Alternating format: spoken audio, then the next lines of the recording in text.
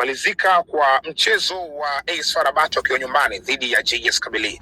Mechi hii katika kundi la Young Africans imekwenda kutengeneza kitu tofauti, kwa maana ya AS FAR Rabat ushindi wake unamsogeza pale pale kwenye nafasi ya tatu, lakini alama zinabadilika na kuwa na alama 5 kama ilivyo kwa Young Africans. Sasa nini kinafuata baada ya AS FAR Rabat kufikisha alama 5? Bado Young Africans yuko nafasi ya pili. Kwa nini? Kwa sababu CAF wanaangalia head to head, yani mlivyokutana nyinyi matokeo yalikuwaje. Sasa so far tunapozungumza mechi ya Young Africans na AS FAR Rabat, Young Africans alishinda goli 1-0. Maana yake Young Africans ni mtemi kwa AS FAR Rabat walivyokutana wenyewe. Kwa hiyo pale anakaa juu kwa sababu yeye ni mtemi kuliko AS FAR Rabat.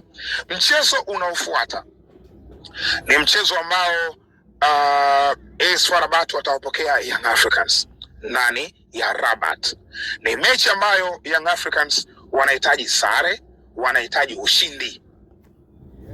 Ikitokea imeshindikana, AS FAR Rabat akishinda, maana yake atakuwa anakusanya alama 8.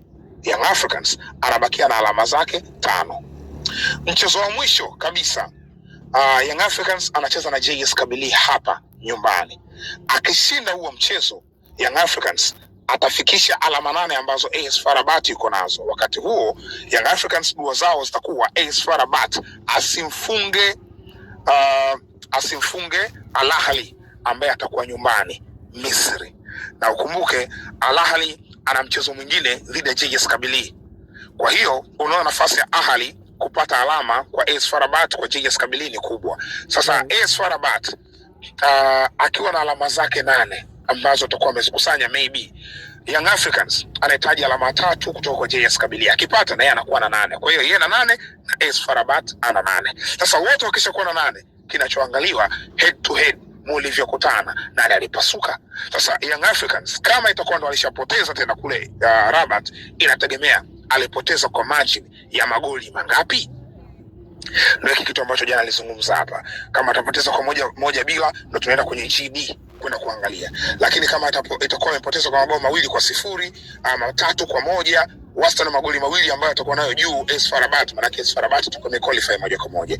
Kwa hiyo hesabu ziko hivyo, ni hesabu fulani zina ugumu, lakini mwenye advantage ni Young Africans. Why?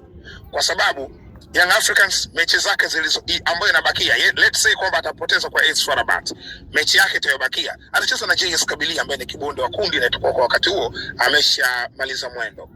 Uwezekano wa Young Africans kushinda ni mkubwa kwa sababu anacheza nyumbani. AS FAR Rabat anaenda Cairo kufuata Al Ahly.